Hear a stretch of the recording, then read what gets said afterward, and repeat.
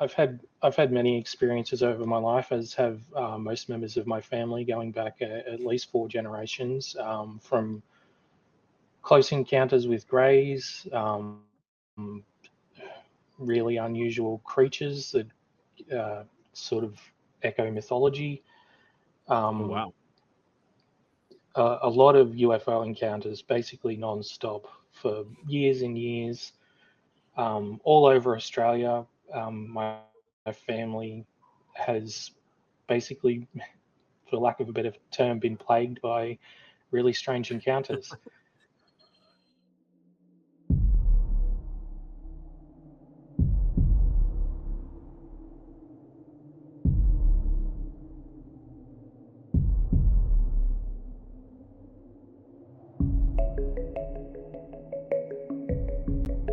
A Kodega is a guide and a storyteller, escorting you through the night, lighting the way, warding off thieves, ghosts, demons, and other oddities. Along the journey, his companions would often share with him the most curious of stories that he'd record in his codex. Perhaps you just might find yourself traveling with a Kodega and sharing one of yours.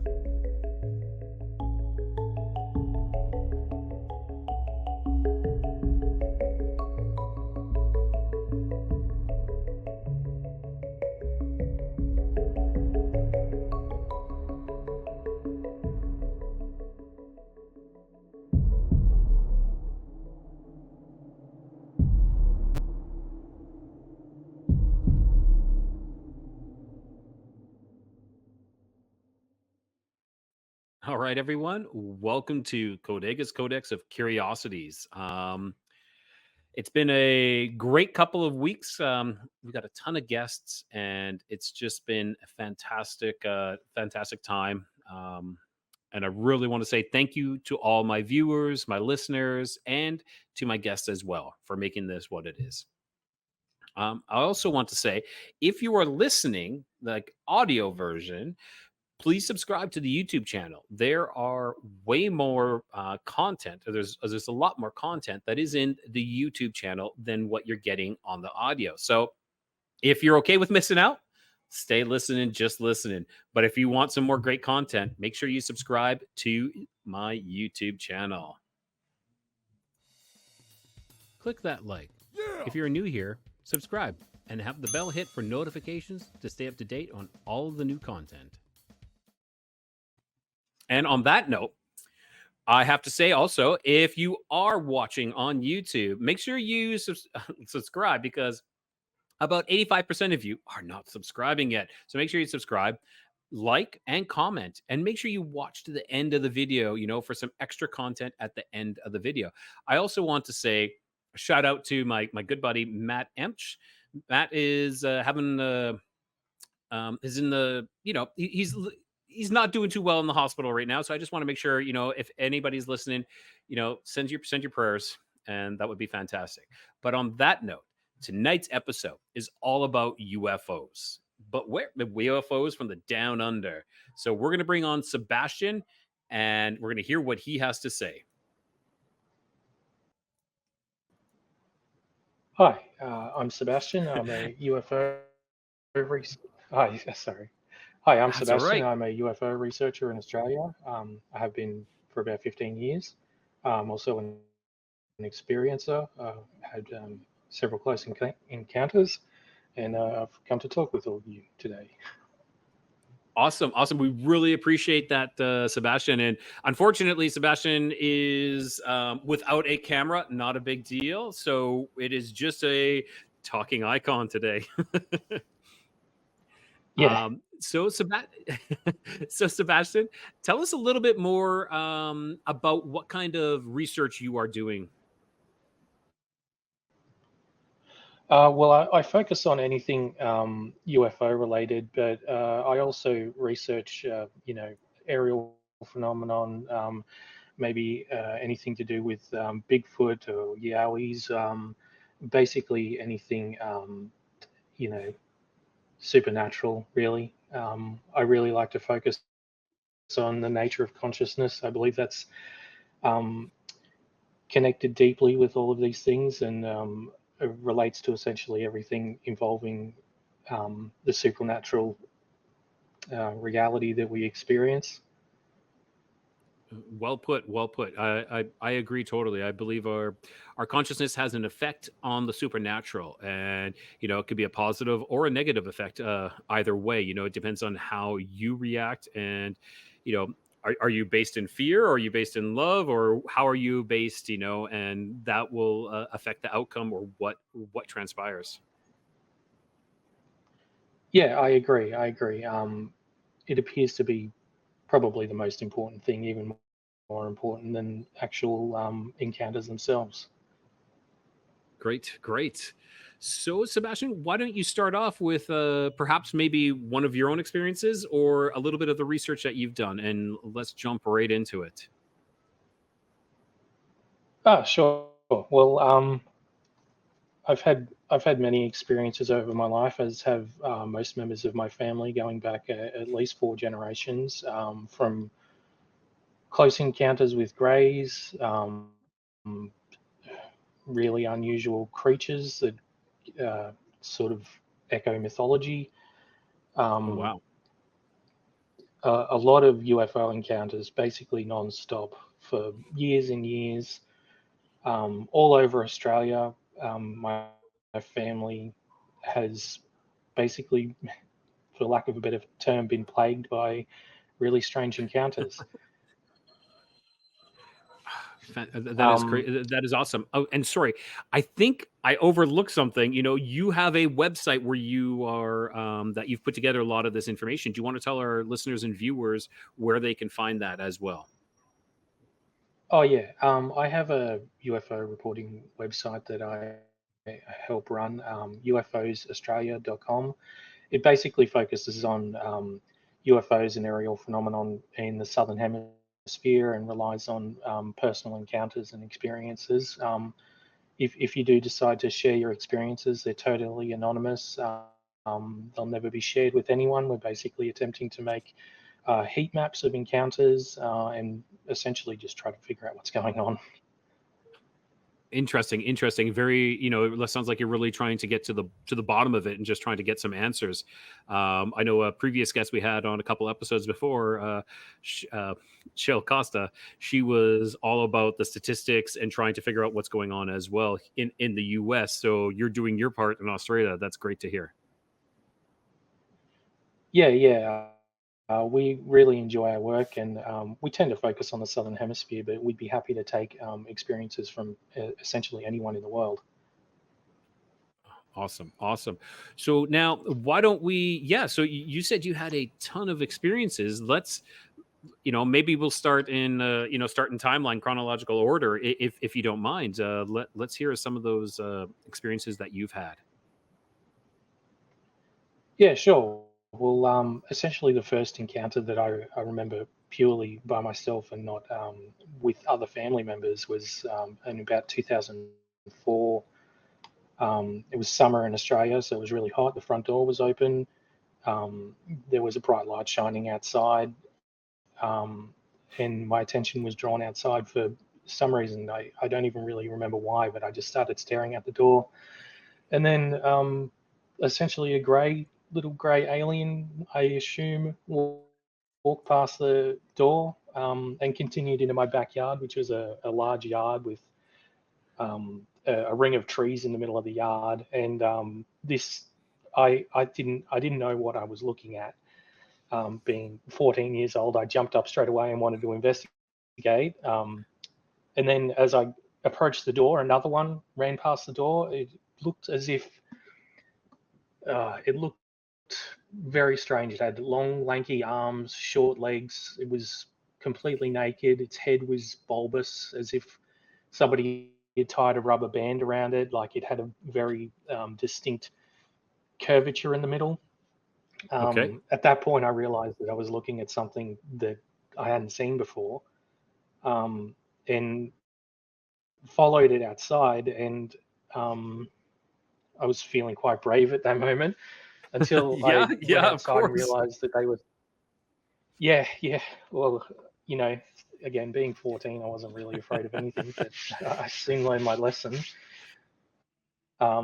I could see them staring back at me from this ring of trees in my yard, and I was just filled with the most visceral terror I've ever felt in my entire life, and ran back inside. And I really didn't think about the experience for many years. I guess I just ignored it or put it down to a prank or something. But as time went on, stranger and stranger things kept happening. I kept seeing UFOs and strange lights, and essentially feeling watched all the time. And that's when I started to learn that my family had also been having strange experiences for essentially the last 100 years. Wow. So this is a generational I don't want to say like abduction. No, I don't want to say maybe abduction because I don't know that yet. Not abduction, but it's like, yeah, just being watched for generations. Yeah, well, I'm not sure if any of us have really been abducted. Hmm. No one has ever done regressional therapy or anything like that. But Yeah. my great grandfather, I remember well, my mother told me this story because he was dead by the time I was born. He used to tell her stories of UFOs landing in his front yard and little men coming out and picking the flowers in the garden by his bedroom window. And he was like in his 60s or 70s by that point. He'd worked in the military, so I don't think he was telling a little girl fibs to gain clout. He was, Yep. no one else would listen to him either. He, you know, but he Yeah. shared a few stories with her. Sorry, go Yeah. ahead. Yeah. I was just saying that seems to be the way it goes. Like, whenever you have these experiences, you tell them, and people just deny them. They deny that you've had this experience, which I find quite offensive. Actually, it's quite disturbing. It's like, no, this really happened to me, and they're like, no, no, it didn't. It's like, were you there? Did you experience it? No, I did. I saw this. Like you saw these. And how tall were these gray aliens that you saw? The ones I saw were maybe 4.5 feet tall. They were Yeah. probably the first one I thought might have been like a 10-year-old child, but then I realized that it wasn't wearing any clothes and its arms were too long and it had this weird head. And they weren't as grey as the traditionally depicted ones, but I do believe there are multiple types of grey, so it's not something I'm going to nitpick over. Yeah, of course, of course. It's like, well, no, there's a different shade. Different shade. What is that? 50 Shades of Gray? Well, hey, here we go. 50 Shades of Grays. Yeah, yeah. It was a really interesting experience, and it sort of started me on this whole journey. Of course, at the age 14, I would say that's quite it's quite the start of a journey. Quite the abrupt start of a journey. Yeah, yeah. Well, it didn't end there really. Um, Around the same time, I believe, my grandfather he used to travel around Australia every year. It'd take him about 3 months traveling the coastline, and he had a couple of encounters out in the bush with. Um, there was one that's really fascinating. He called it a demon kangaroo, which is part of Aboriginal mythology. It's this big, maybe 8 foot tall black kangaroo that sort of, I'm not sure what it does, but he claimed that it would essentially slow down time around him. And Wow. this began with he actually started having a heart attack in his van. So he got out of his van and he thought he was just trying to catch his breath. And he sort of sat down next to his van and leant up against one of the tires. And this big kangaroo sort of came hopping out of the bush and started staring at him. And he said it was the scariest thing he'd ever seen. It was just unbelievably large and had red glowing eyes, and he felt like it wanted to steal his soul essentially. And he kept talking about how he wanted to reach over and pick up a rock to throw at it to try and scare it Yeah. away. And he said it took him 2 hours to reach over and pick up this rock, and that he felt that it was like intentionally slowing down time around him. He eventually just abandoned that idea and climbed back in the van and drove I think it was about 20 hours back to his house while having this heart attack because he was too afraid to pull over and go to a hospital essentially. And he was a big man. He was he was an inventor for the Air Force during World War II. He actually helped invent like the B-2 bomber and one other airplane. I can't remember what it is. But he wasn't the kind of person who was really afraid of anything. But he was afraid of this kangaroo. Holy cow, that is a fantastic story, a phenomenal story. Like, I have never heard of a demon kangaroo. That is a first. So, wow. But and how it slowed down time. He said it took him like 2 hours to grab a rock. That's crazy. It's like, oh, wow. Yeah, and he kept mentioning this, so I didn't think it was just him exaggerating about how painful it was or anything. It seemed like he was really trying to get across the idea that something was very wrong, Yeah. And he was usually a really quiet man, but when he spoke about this, it was intense. Definitely, definitely. That is quite the story. That's something I'm going to have to look up. I'm going to have to look up demon kangaroo. But red glowing eyes seems to be something that traverses across all continents. When it comes to cryptids, red glowing eyes is something that is almost universal. Maybe not perhaps with the dogman, but more of like Bigfoot or what is that? Shadow people as well. I had my own experience with red glowing eyes, so that's really interesting. Yeah, right. It could have a logical explanation, like it's just the reflection of the retina, and red seems to correlate most closely with like efficient night vision or something. But it's also just super spooky. And I actually don't think so. I actually like the ones that I've heard are like they produce a light. It's kind of not like, it's not like flashlights, but it's like this glow, and it's not like like this retina that that helps them with their night vision. No, this is like actually glowing eyes, and it's a common it's very common along the cryptids. Right. Yeah. That's a good point. Also, the Mothman often had red glowing eyes, and he's pretty famous. 100%. Yeah, I actually interviewed a Mothman experiencer, like a witness. She had first, like, right in front of Mothman, an experience right in front of Mothman. So that was interesting. But yes, exactly, he's got red glowing eyes as well. Yeah. Right. That actually just coincidentally leads me into another experience I had to do with red light. This was probably 2012 or so.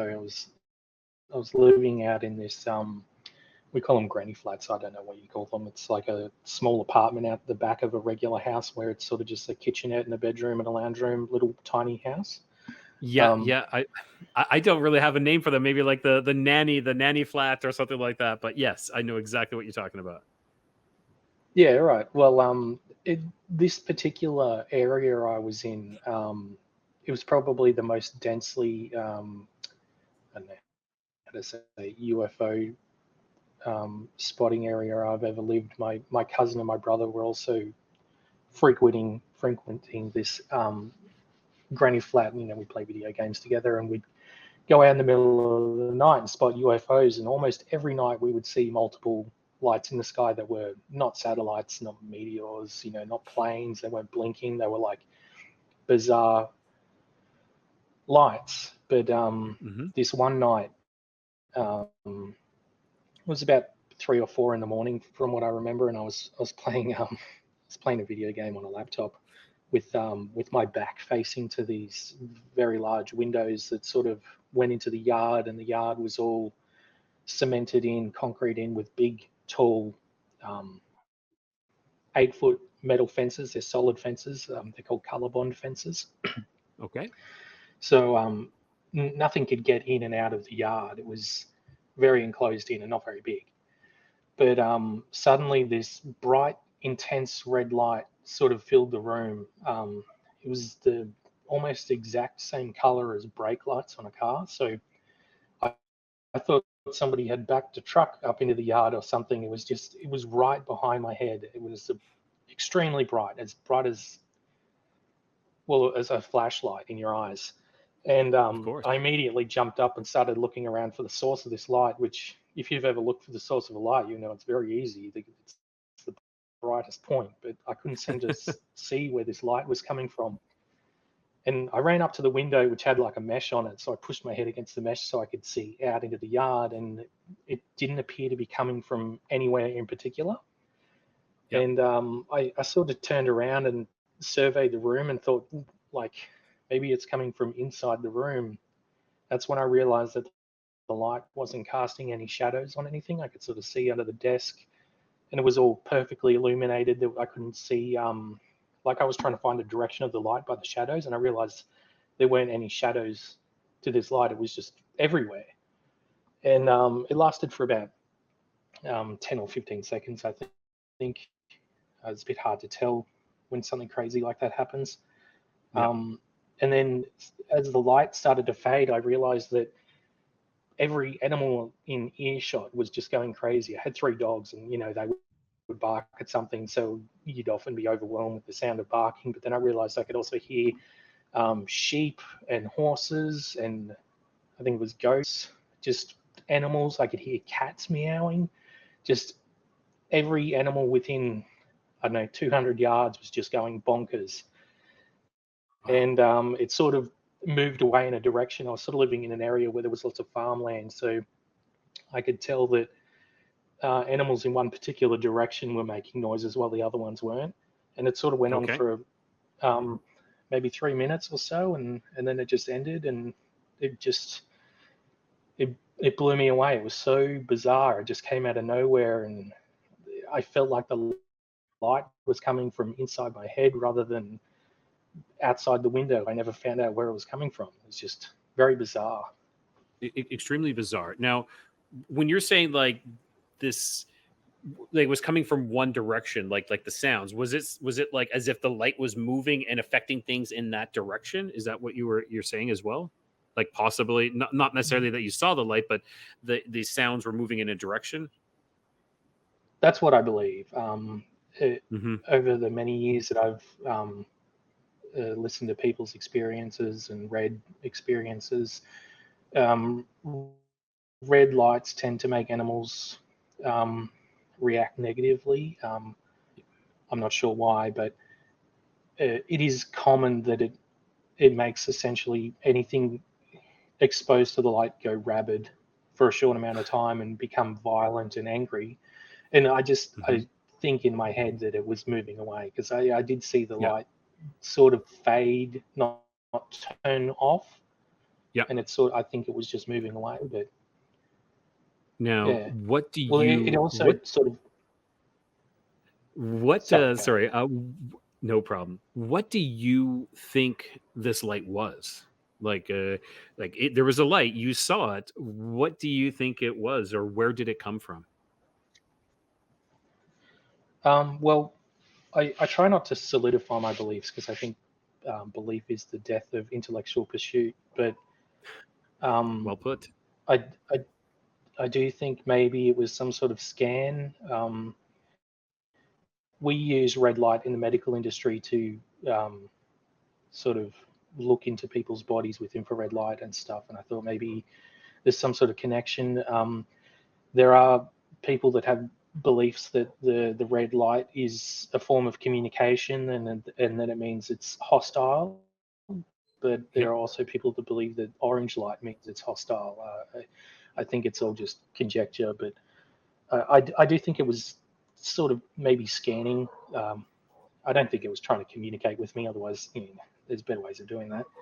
I think it was sort of just having a look. I agree with you. I actually believe the same thing. I believe that it was scanning, but and I like how you said, like I don't solidify my beliefs, which I think is phenomenal, a phenomenal approach, because so many people are just made up their mind. This is what it is, and it's nothing else. And and maybe they're right, but they're not open to any other possibilities. And it's like, nope. nope, it can't be this, it can't be this. Well, I think because none of us really have any answers, we always have to be open to any and all possibilities. Yeah, definitely. And there are some amazing theories out there that will blow you away as soon as you hear them. But it's all really just guesswork. Even if you're told directly by something that they're intending to do something some way, you still, I wouldn't trust them any more than I would trust a fellow human. I mean, Yep, of course, of course. this it, it's funny that this also sort of connects to an experience my brother had. He was also out in the bush, but 1,000 kilometers away. Um, he was out in his yard fixing his car, and he sort of saw like a red laser on the ground, and he was like, he was out in the middle of nowhere. So he turned around and he looked at his house, and he realized there were these big bright white lights above his house, and he thought a plane was going to crash into his house or something. It really spooked him, and then he realized that they were actually windows, like arch-shaped windows, about 2 stories tall, maybe another story above his house, and he could see little people behind these illuminated glass windows. And then he noticed that on the he couldn't see the vessel, but he could see a dome on the bottom of it that was sort of like black glass, like you might see a security camera. Yeah. And from it were hundreds of little red lasers sort of coming out, but they weren't just um, totally directional. They sort of like bent around and like feelers on the ground, like the light was bending in midair, sort of not really obeying the laws of physics as we know it. And Yeah. these, red lights were surging around on the ground. Maybe for him, I'm not sure, but he also noticed that he could hear lots of Oh animals no. going Sebastian, are you crazy. there? Oh, And Sebastian, sorry, Sebastian, we just lost you there when you said those lights were searching around. oh, sorry, yeah, I have bad internet. Not a Um, problem, not a problem. yeah, he said that they were sort of like probing around, and he also reported that he could hear animals sort of going crazy, and the ship moved off in a particular direction, and he could hear it for about 20 minutes. The animals, he said it was a lot of horses, but it's in a very affluent area, so people have horses up there. Um, so I'm not sure if it was the same thing or not. The light wasn't quite the same, but he was, it really spooked him, and he was very clear about the fact that he could see individuals behind these arch windows, sort of like on Play School. What's behind the window? Oh, it's an alien. you know. Exactly. Like this is fascinating. Like your family, I don't want to say is chosen or they're picked or something, or you're marked.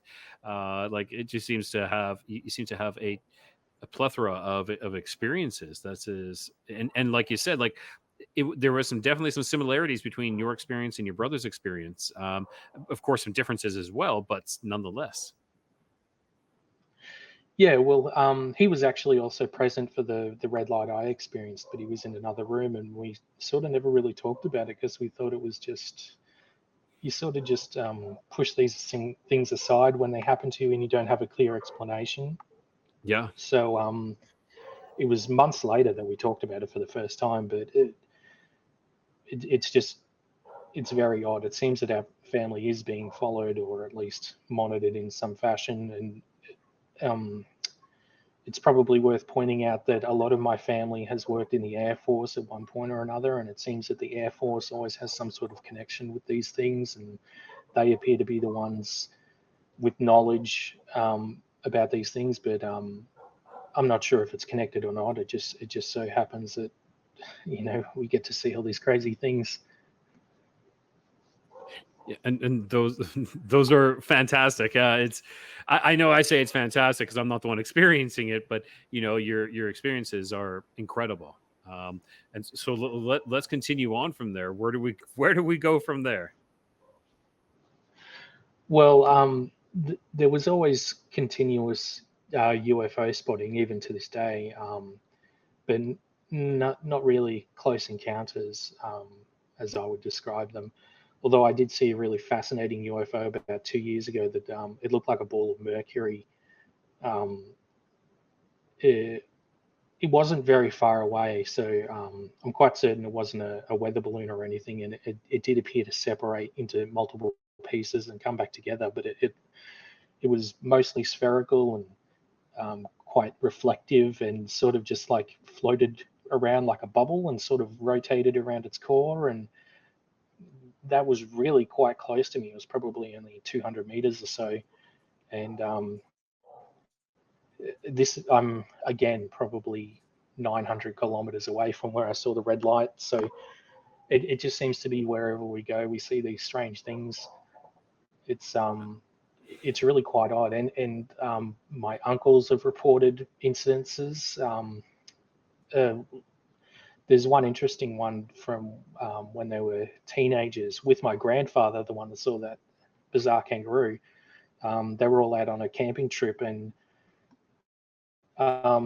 this crazy storm hit. So instead of staying in their tents, they actually found this. It's like a big barn out in the middle of nowhere that's sort of crumbling, and they just decided to stay in there while the storm went on. And they slept there, and then when they woke up, they noticed that above them on the roof were what appeared to be oil stains, but in the perfect shape of the individual that was sleeping beneath it.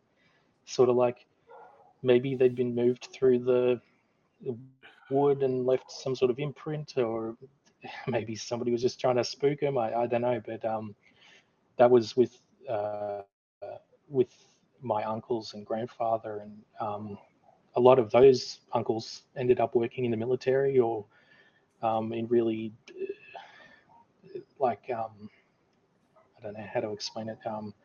High-end financial sectors like big banks and powerful groups.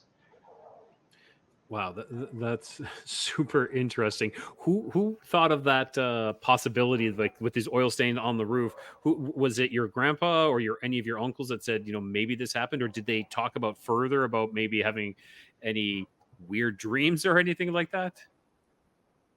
The idea that they made me move through the wood was my idea. They sort of just were freaked out enough by the images of the oil stains that they didn't really want to talk about it, but I did. So I asked as many questions as I could, but it just happened to be in the shapes of their bodies, like above the people that were sleeping there. And I thought that's just way too strange to ignore, and they wanted to ignore it, but I wanted to hear more. So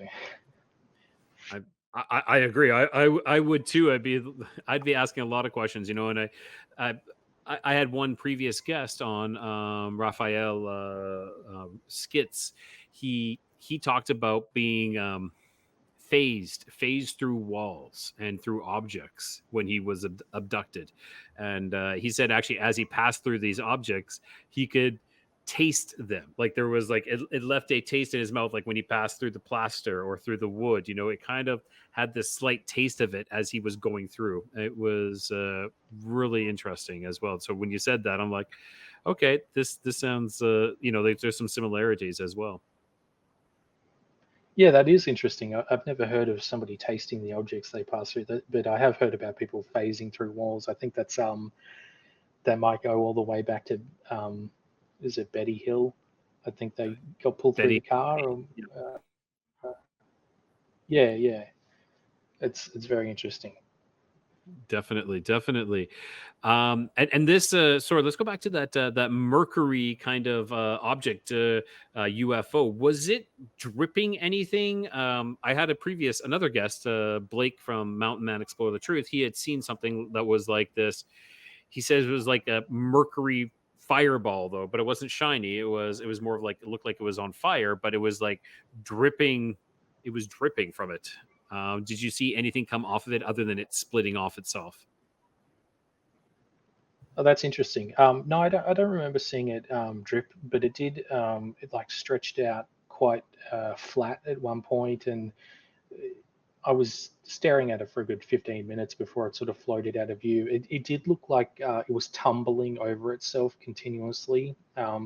It wasn't perfectly spherical. It sort of had lumps on it, but it clearly appeared to be tumbling, or at least rotating around its core, and it did split into like two or three pieces at one point, which made me think, oh, it's not a weather balloon, you know. Yeah, of course. Yeah, and when you brought this up about it tumbling over itself, I've had an experience in when I was in northern Mexico in the state of Chihuahua. I saw three UFOs at the same time.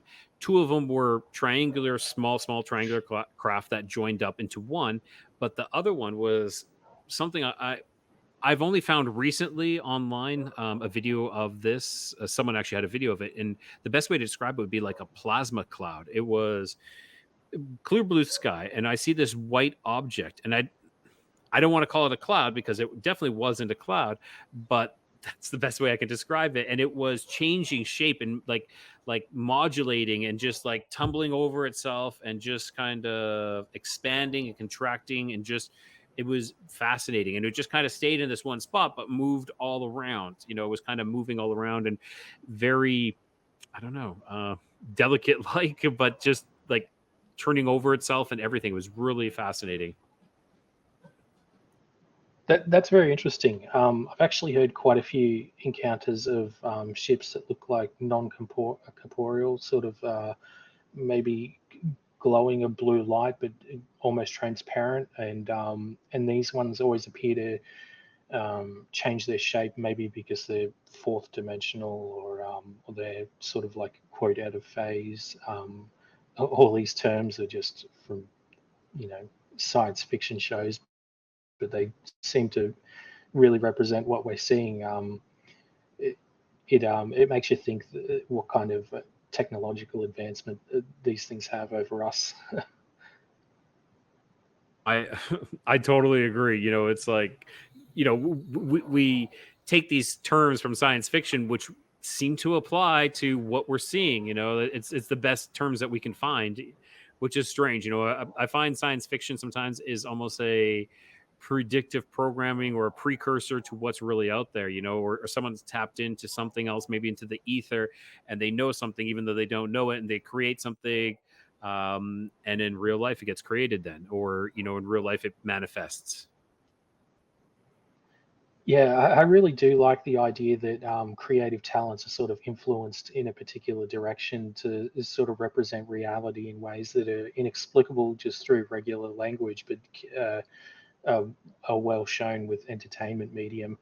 I really like that idea. It sort of makes you think about all those old paintings of UFOs floating over Jesus, or all those crazy things we can't really explain. Exactly. Sorry, I have to mute my mic.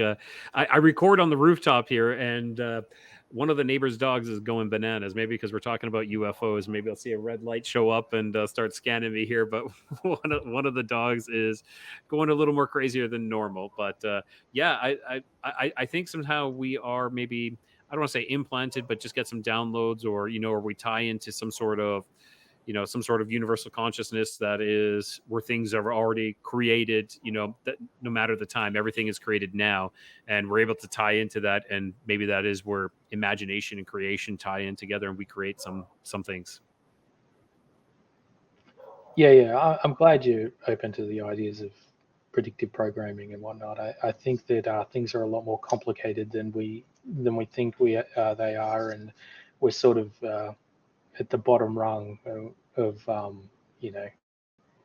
knowledge. Really, we don't really know what's going on at all. But I believe there are people out there that have a pretty good idea. It just happens to be the people that are running the world.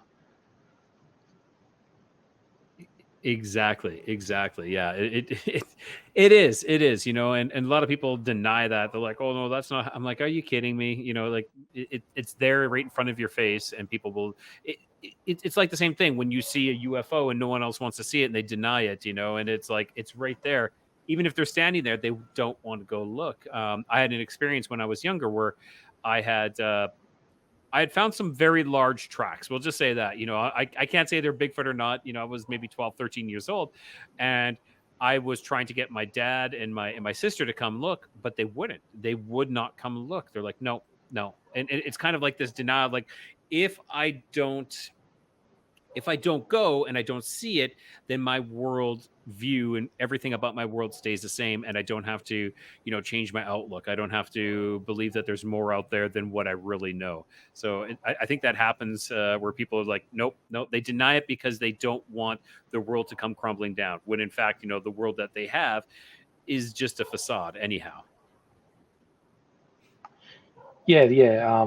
I think that also extends to a lot of other aspects of life too, unfortunately. But uh, it sucks that you weren't very lucky with that. However, I was very lucky. My mother always was very interested in these things, and we talked about them a lot. And in fact, the first UFO I ever saw, I called her over, and we watched for maybe an hour and a half as what I can only explain is a sky battle. A bunch of Mhm. lights interacting with each other.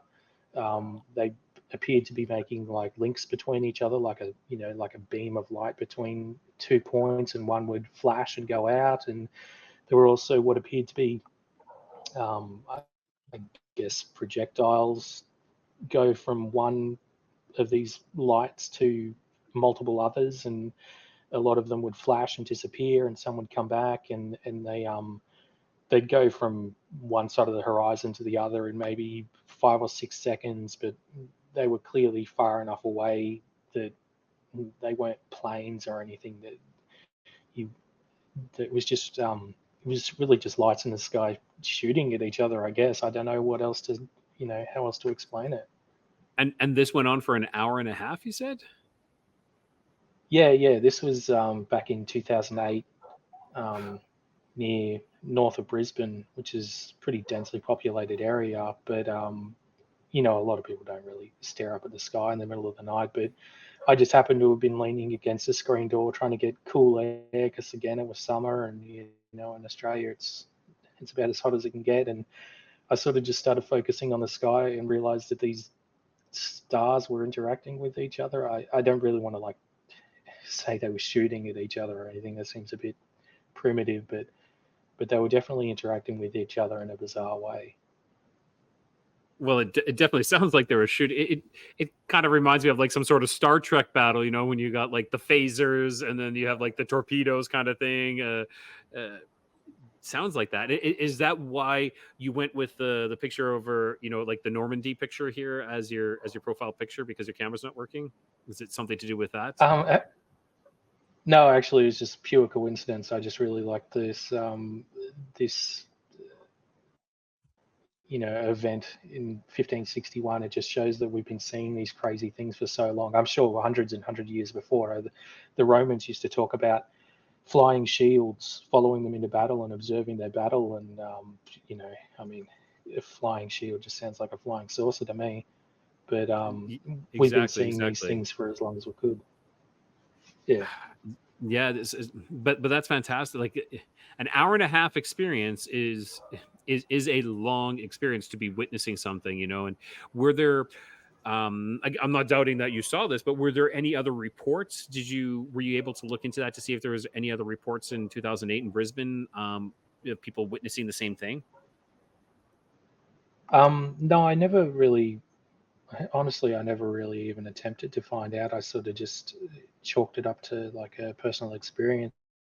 But it's quite possible it was a large area over the sky, probably half of the entire sky over uh, one of the most densely populated areas in Australia. But that's still not very populated, really. We only have 27 million people now over an area that's comparable to the US. Really, it's very sparsely populated. And I think that's why we get a lot of UFO sightings out in the middle of the desert, because it'd be the perfect area to basically do what you want without any attention. True, true, and lack of light pollution as well too, which makes it a lot easier to see. It's Yeah. that's one thing as well. It's maybe easier to see. It's Cheryl had brought up actually that it was the warmer months that the views in the U.S. like the reports of UFOs were going up, and I had asked her, I'm like, well, is that because they appear more? And she's like, no, it's actually because people are out more, and that's when they're witnessing it. So yeah, her statistics are fascinating. So, why don't you tell us a little bit about your? Do you have any more other experiences, or did you receive any other reports that were really mind blowing as well? Um, oh well, the amount of reports that I've read are just so numerous. I don't think I can really pick one. It's they're always very interesting, even if they only last for a few seconds. They always glean some sort of information that sort of puts a piece of the puzzle together. It's really fascinating. Um,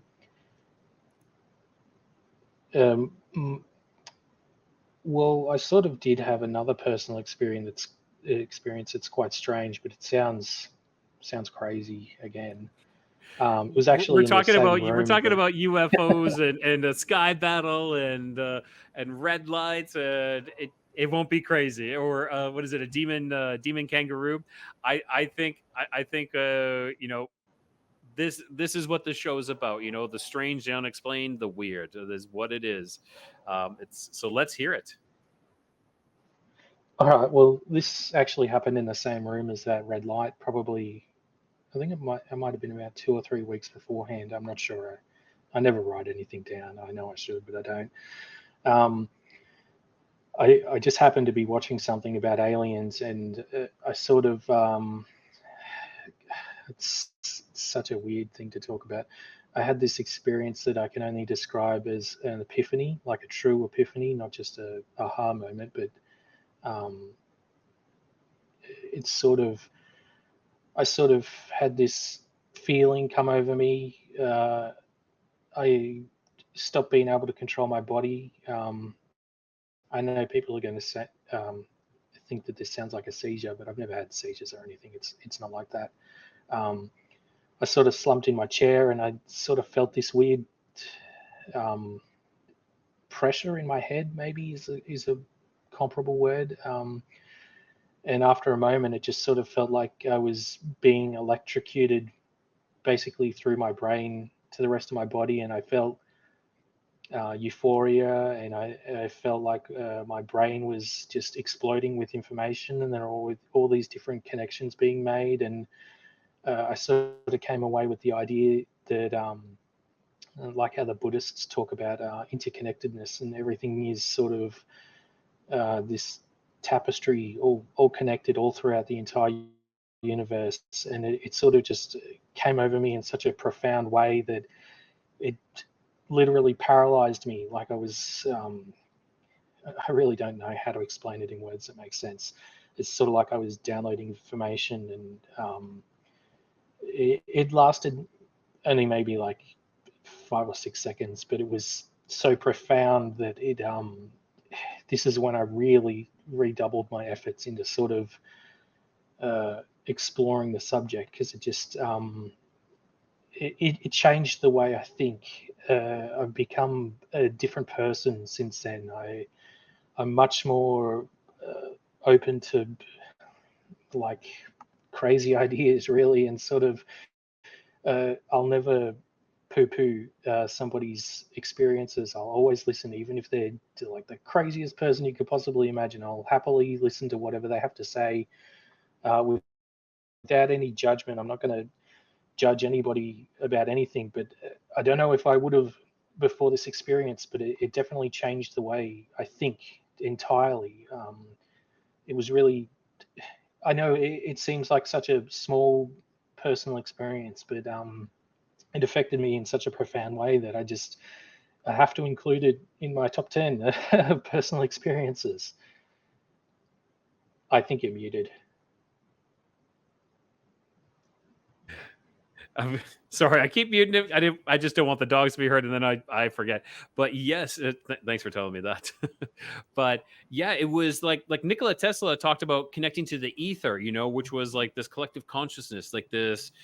So it was as if you got a full plug-in, and wow, that is fascinating. I can only dream of what that would fully be like. You did a great job of explaining it, but that is what.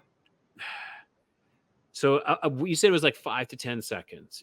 What did it feel like? It was a lifetime, an eternity within those 5 to 10 seconds, or can you explain it a little bit more if you can? Well, I don't think it felt any longer than it was, but it definitely was completely overwhelming. And I've always described it as like a bunch of grenades going off in my brain with smaller explosions all around. I could almost literally feel the movement of my brain, though obviously I couldn't.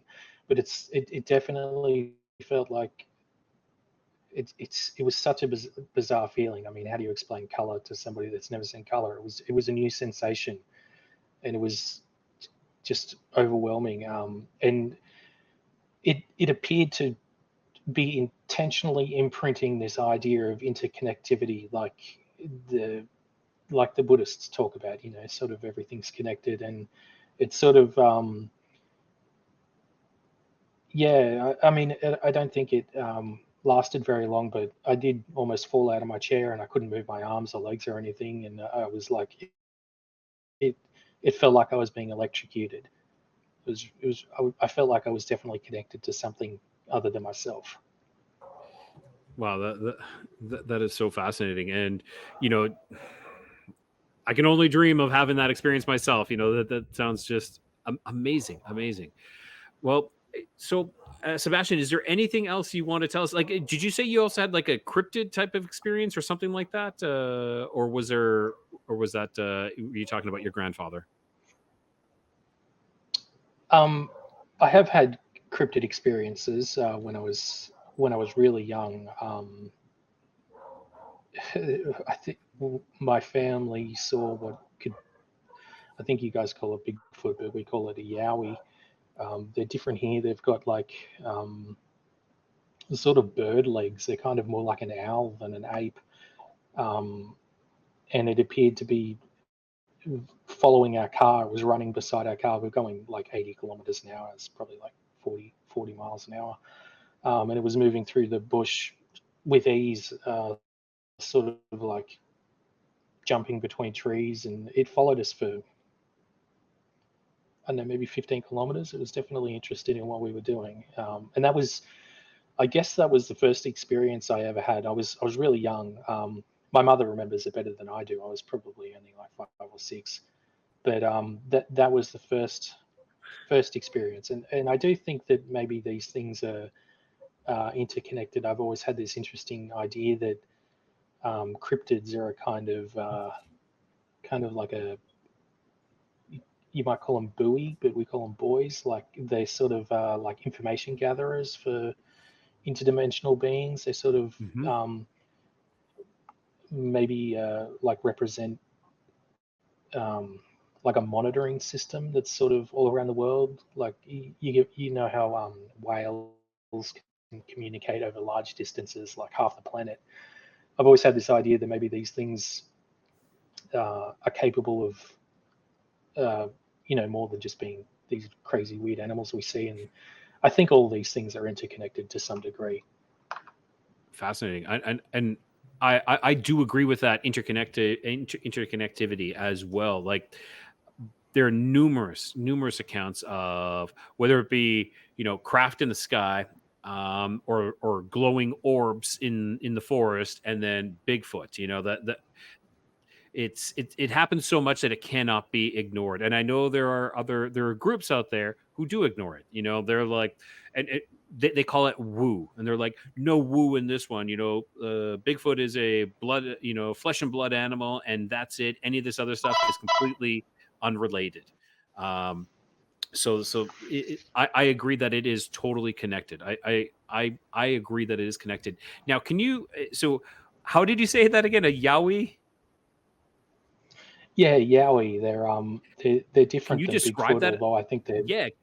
Can you give a little bit more of a description other than you just said you got like bird or owl-like legs? Can you describe them just a little bit more? Well, they're more rotund than a Bigfoot. They're sort of, and their head, they maybe like don't have necks. Their head, like that's why they sort of resemble an owl. They're more like spherical, but they're in ancient Aboriginal mythology. They would live in like water sources.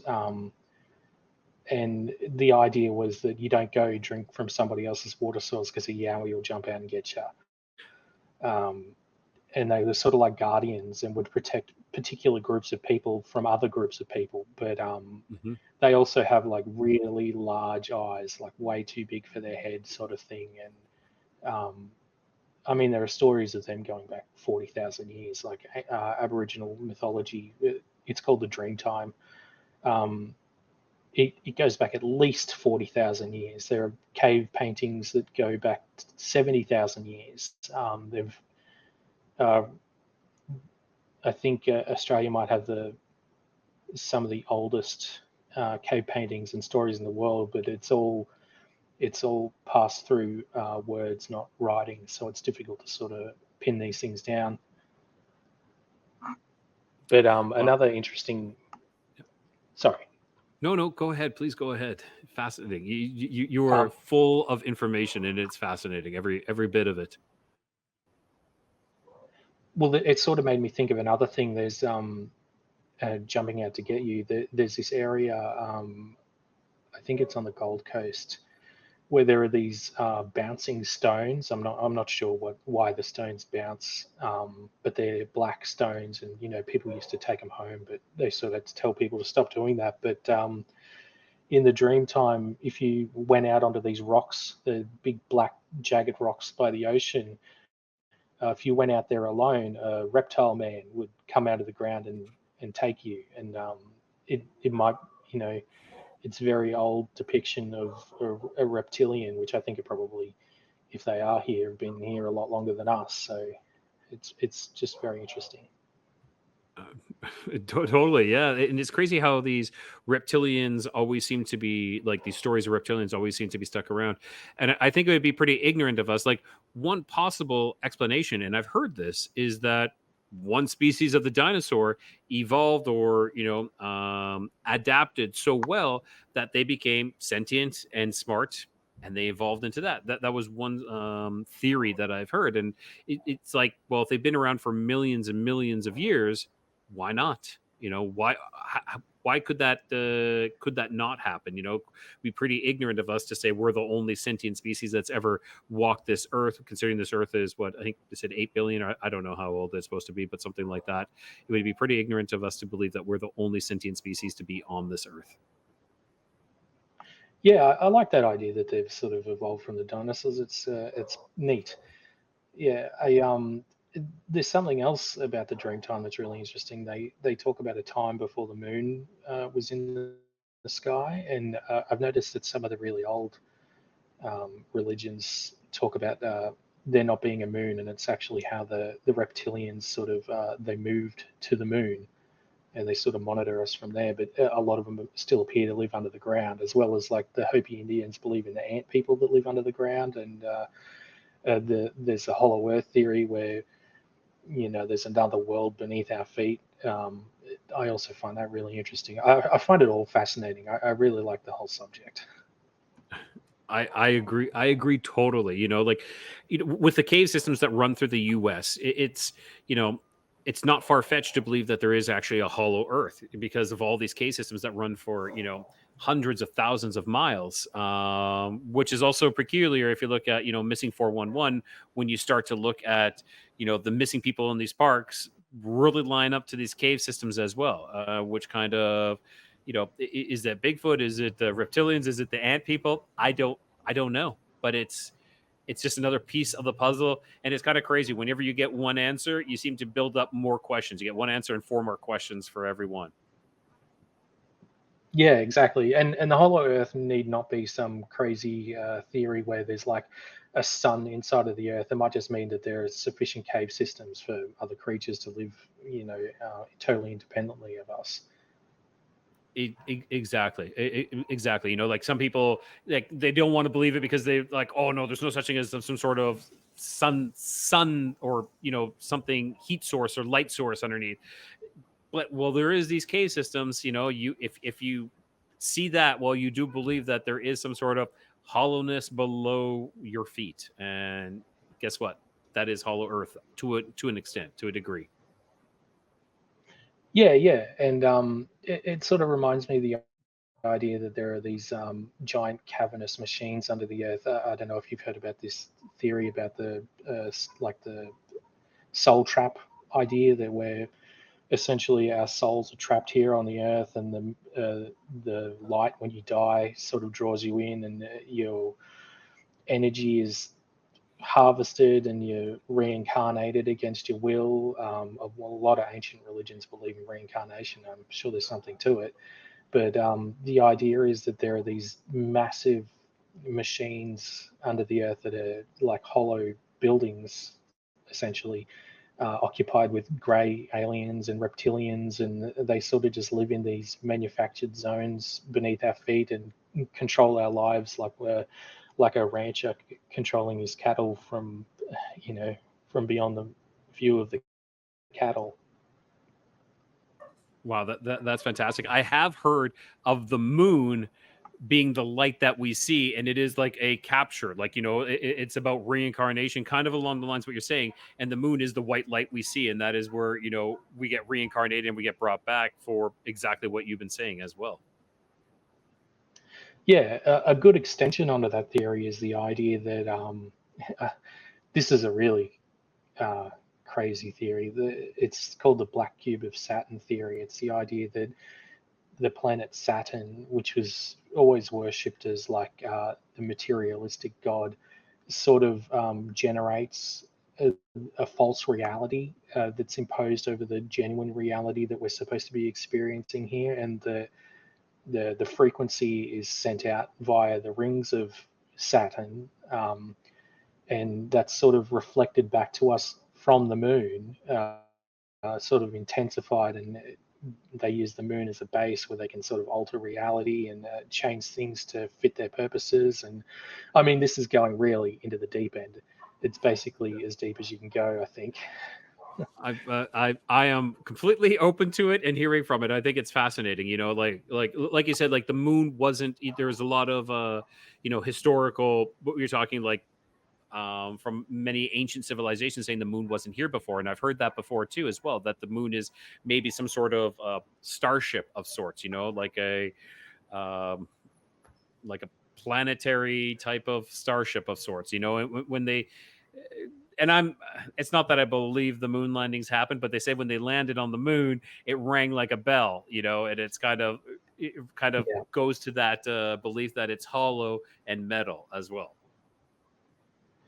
yeah, and there are genuine, clearly observable strange things about the moon. It travels the wrong direction around our planet for a natural body. It's two-thirds the size of Earth or something like that, which is way too big. It should be much denser. And there's something a lot of people seem to ignore, is that it appears that all the craters go to the same maximum depth, whether they be small craters or extremely large craters. They only go to a certain depth, as if uh, the next layer of the moon is made of a much harder material that doesn't even seem to be impacted by meteor strikes. Wow, that's so fascinating. I think we could have talked like for a full hour just about this about these topics.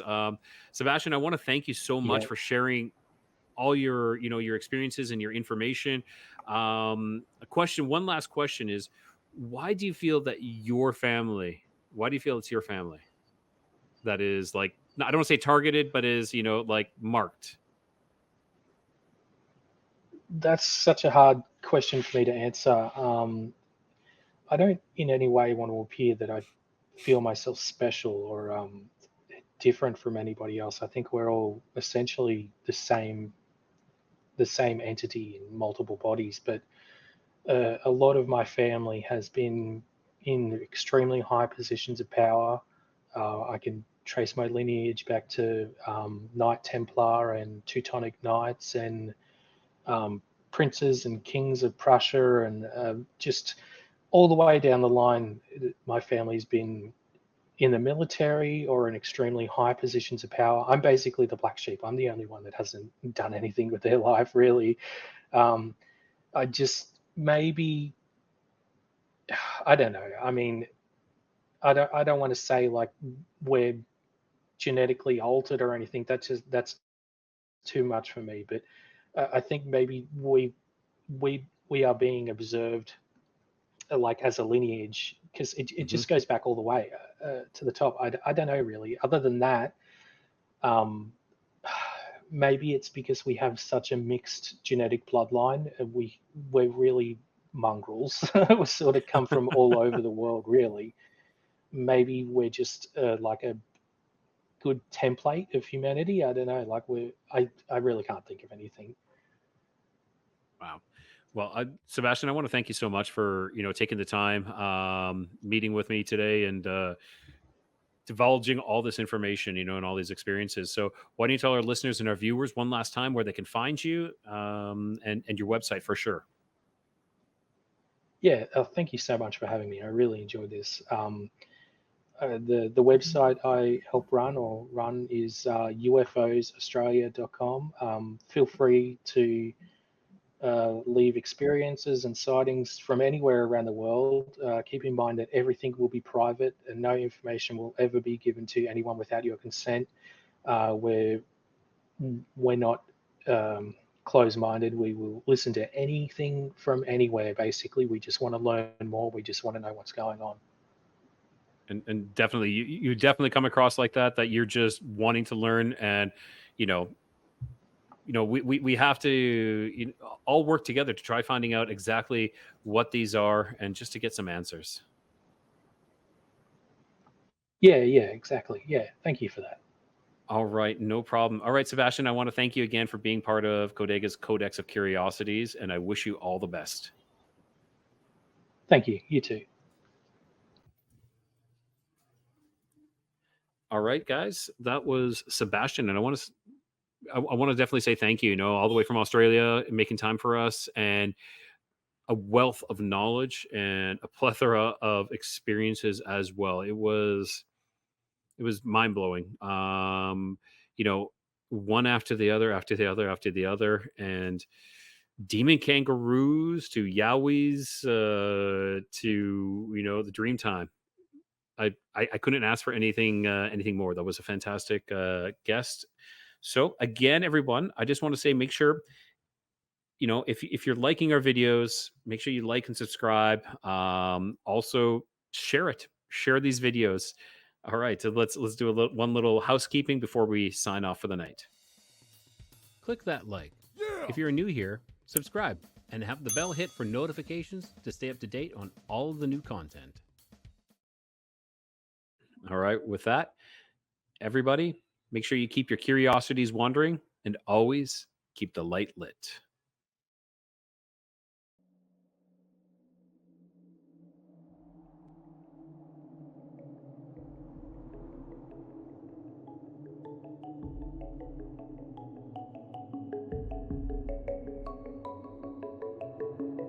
I look forward to our next adventure together as we navigate the mysteries that lie ahead. Until our paths cross again, keep your curiosity wandering and ensure the light remains lit.